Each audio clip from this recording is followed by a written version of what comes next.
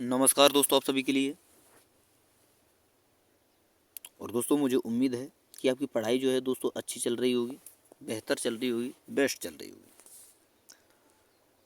और दोस्तों, जितने भी आपके लिए प्रैक्टिस सेट में उपलब्ध करा रहा हूँ वो आप रेगुलर ले रहे होंगे। तो चलिए दोस्तों, आज हम इस वीडियो में स्टार्ट करने वाले हैं दोस्तों 9 फरवरी 2023 का दोस्तों 4th शिफ्ट का आपका पेपर है। और इसमें जितने भी आपसे प्रश्न पूछे गए वो सारे प्रश्न हम डिस्कस करने वाले हैं। तो दोस्तों, आपको वीडियो पर लास्ट तक बने रहना है। हर प्रश्न को आपको देखना है, समझना है। और दोस्तों, बहुत ही इंपॉर्टेंट सीरीज है दोस्तों आपके लिए जो चल रही है, क्योंकि दोस्तों ये जितनी भी प्रैक्टिस सेट आपके लिए उपलब्ध कराए जा रहे हैं सारे के सारे प्रैक्टिस सेट दोस्तों आपके जो प्रीवियस ईयर एग्ज़ाम हुए हैं उन सभी प्रीवियस ईयर एग्ज़ाम के आधार पर ही आपको दोस्तों प्रैक्टिस सेट उपलब्ध कराए जा रहे हैं। तो इसीलिए दोस्तों ये आपके आने वाले एग्ज़ाम के लिए बहुत ही इंपॉर्टेंट सीरीज हो जाती है, बहुत ही इंपॉर्टेंट प्रैक्टिस सेट हो जाते हैं। तो दोस्तों, आप रेगुलर इन्हें लिया करें, रेगुलर इन्हें देखा करें। और आपको पता है दोस्तों, बजे के 2 बजे के समथिंग आपको ये वीडियो डाल दी जाती है। तो दोस्तों, बहुत ही इम्पोर्टेंट है, ठीक है। और रेगुलर लेना है दोस्तों आपको। और आपको पता है दोस्तों, आपको फरवरी में जो है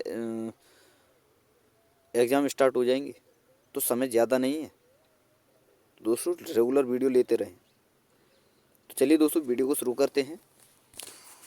और अभी तक जिन स्टूडेंटों ने चैनल को सब्सक्राइब नहीं किया है तो वो स्टूडेंट चैनल को सब्सक्राइब कर लें, साथ में और वाला बेल आइकन दबा लें, ताकि दोस्तों मेरी आने वाली हर वीडियो का नोटिफिकेशन सबसे पहले दोस्तों आपके पास पहुंच सके। वीडियो अगर आपको अच्छी लगे तो वीडियो को लाइक करना है दोस्तों, शेयर करना है।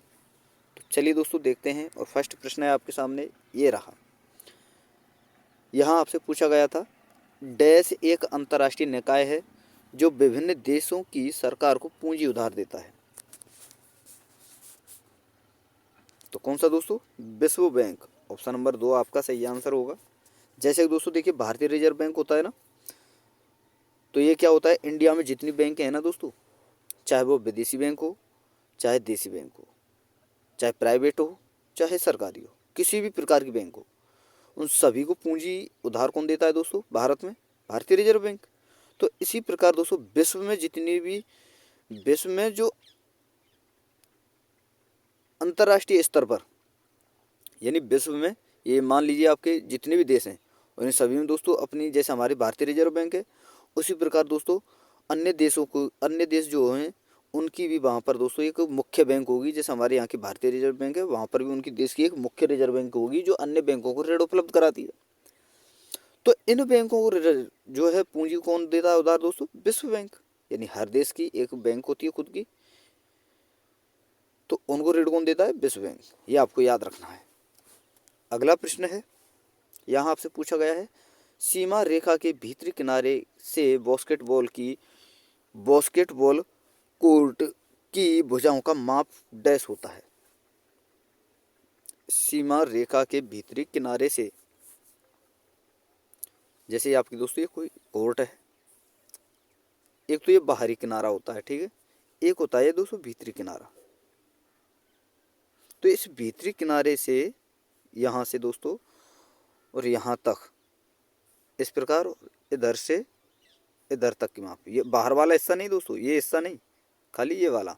तो इस माप के हिसाब से इसका एरिया पूछा है कि कितना होता है, इन भुजाओं की माप क्या होती है। तो ये होती है दोस्तों 28 × 15 मीटर। ऑप्शन नंबर 4 आपका सही आंसर होगा। अगला प्रश्न है, यहाँ आपसे पूछा गया है, क्षेत्रफल की दृष्टि से भारत का सबसे छोटा पड़ोसी देश कौन सा है? तो कौन सा है दोस्तों? भूटान। ऑप्शन नंबर 3 आपका सही आंसर होगा। अगला प्रश्न है, यहाँ आपसे पूछा गया था, मेजर ध्यानचंद का जन्म भारत के निम्नलिखित में से किस शहर में हुआ? तो किस में हुआ दोस्तों? इलाहाबाद में। ऑप्शन नंबर 1 आपका सही आंसर होगा। अगला प्रश्न है, यहाँ आपसे पूछा गया था, ऐसे तत्व की पहचान करें जो तीसरे आवर्त से संबंधित नहीं है। तो कौन सा है दोस्तों? ब्रोमीन। बाकी फास्फोरस, सिलिकॉन और आर्गन, तीनों की तीनों ही दोस्तों तीसरे आवर्त में आते हैं। देखिए दोस्तों, आप सभी को बता दूं मैं, मान लीजिए ये आपकी पीरियोडिक टेबल है, तो आवर्त किन्हें कहते हैं और वर्ग किन्हें कहते हैं? तो ये जो इस प्रकार होते हैं दोस्तों ऊर्ध्वाधर, ठीक है, ये होते हैं दोस्तों आपके वर्ग। और आवर्त जो क्षैतिज होते हैं ये आपके आवर्त होते हैं। तो इस प्रकार चलेंगे तो आपके आवर्त, और इस प्रकार चलेंगे तो आपके वर्ग, ठीक है। तो आपको याद रखना है कि आवर्त किन्हें कहते हैं और वर्ग किन्हें कहते हैं। तो प्रेजेंट में वर्गों की संख्या 18 है और आवर्तों की संख्या 7 है, ठीक है दोस्तों, ये भी आपको याद रखना है। अब चलिए दोस्तों, और दोस्तों एक और इम्पोर्टेंट पॉइंट मैं आपके लिए बता दूं, आर्गन जो है दोस्तों पृथ्वी के वायुमंडल में सबसे ज़्यादा, हमारे वायु पर्यावरण में यानी वायुमंडल में सबसे ज़्यादा पाई जाने वाली अक्रिय गैस है दोस्तों आर्गन। और इसका प्रयोग कहाँ कहाँ किया जाता है दोस्तों? ट्यूबलाइटों में इनका प्रयोग किया जाता है, ये आपको याद रखना है। बल्बों में भी किया जाता है। और एक है दोस्तों आपका सिलिकॉन।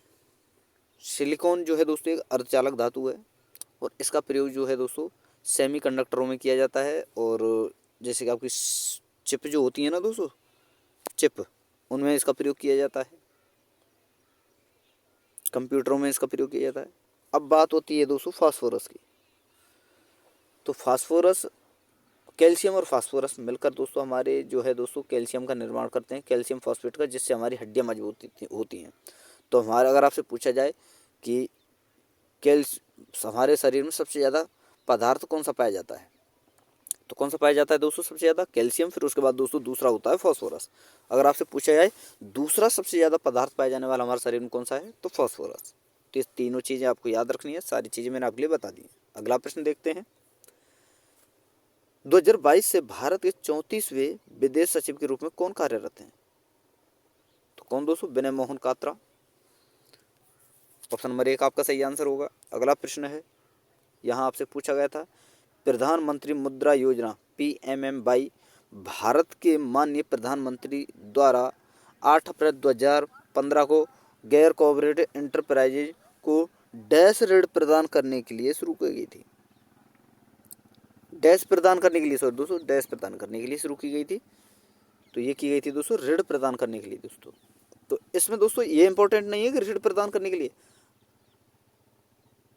सबसे इंपॉर्टेंट है दोस्तों कि ये किसके द्वारा जो है शुरू की गई और कब की गई। तो आपको याद रखना है PM नरेंद्र मोदी जी के द्वारा ये जो है दोस्तों शुरू की गई। और कब की गई दोस्तों? 8 अप्रैल 2015 को। इंपॉर्टेंट है, आगे पूछी जा सकती है दोस्तों, याद रखना है। तो ऑप्शन नंबर 1 इसका सही आंसर होगा ऋण देने के लिए। अगला प्रश्न है, यहाँ आपसे पूछा गया है गणगौर के पर्व के दौरान निम्नलिखित में से किस हिंदू देवी की पूजा की जाती है? तो किसकी की जाती है दोस्तों? पार्वती की। ऑप्शन नंबर 1 आपका सही आंसर होगा।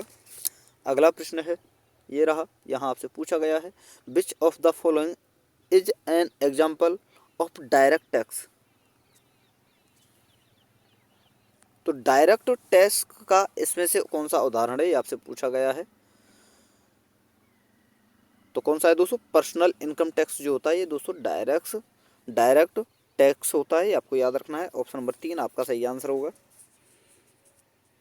अगला प्रश्न है, यहाँ आपसे पूछा गया है भारतीय संविधान द्वारा कौन सा अनुच्छेद भारतीय नागरिकों के लिए विभिन्न मूल कर्तव्यों को निर्धारित करता है?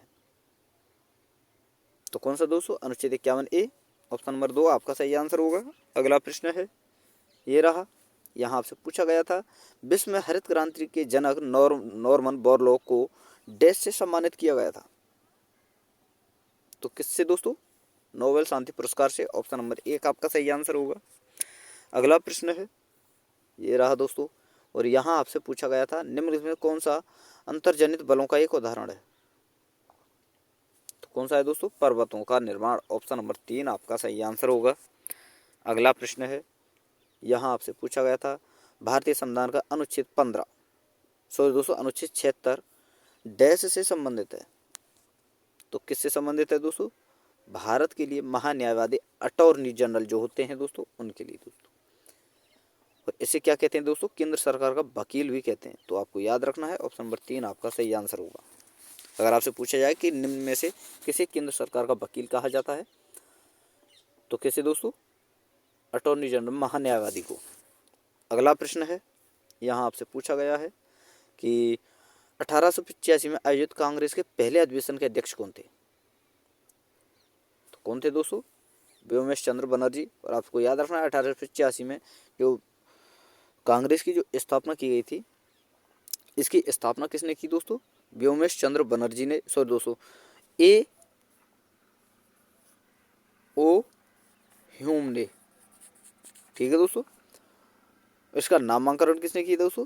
दादा भाई नौरोजी ने। ठीक है, ये आपको याद रखना है, नामांकन बहुत पूछा जाता है। अगला प्रश्न है, ये रहा, यहाँ आपसे पूछा गया था dash are now as the power house of the cell. यानी आपसे यहाँ पर पूछा गया है कोशिका का पावर हाउस इनमें से निम्नलिखित इनमें से कोशिका का पावर हाउस किसे कहा जाता है, किसे पावर हाउस के रूप में जाना जाता है, ये आपसे पूछा गया है। तो किसे दोस्तों? माइटोकॉन्ड्रिया को। ऑप्शन नंबर 2 आपका सही आंसर होगा। अगला प्रश्न है, ये रहा, यहाँ आपसे पूछा गया है which of the following cities emerged as the second capital of the Kushana during their empire. यानी दोस्तों कुषाण वंश की जो आपसे सीधा मैं आपको बता दूं दोस्तों, यहाँ पर आपसे पूछा गया है सेकंड यानी द्वितीय राजधानी कौन सी थी कुषाण वंश के समय, यानी कुषाणों ने अपनी दूसरी राजधानी किसे बनाया, ये आपसे पूछा गया है। तो किसे बनाया गया दोस्तों? मथुरा को। ऑप्शन नंबर 1 आपका सही आंसर होगा। अगला प्रश्न है, और यहाँ आपसे पूछा गया है, ये रहा कि निम्नलिखित में से मिजोरम का लोक नृत्य कौन सा है? तो मिजोरम का लोक नृत्य कौन सा है दोस्तों? चेराव। ऑप्शन नंबर 4 आपका सही आंसर होगा। तो दोस्तों ये आपके कुछ प्रश्न थे, और जितने प्रश्न थे इंपॉर्टेंट थे। और वीडियो अगर आपको पसंद आई हो तो वीडियो को दोस्तों लाइक जरूर कर देना है, शेयर करना है। और जिन स्टूडेंटों ने अभी तक सब्सक्राइब नहीं किया है चैनल को, उन स्टूडेंटों से रिक्वेस्ट है कि चैनल को सब्सक्राइब करके साथ में ऑल वाला बेल आइकन जरूर दबा लेना है दोस्तों, ताकि मेरी आने वाली हर वीडियो का नोटिफिकेशन सबसे पहले दोस्तों आपके पास पहुँच सके। तो थैंक यू दोस्तों, धन्यवाद। फिर मिलते हैं नई वीडियो के साथ।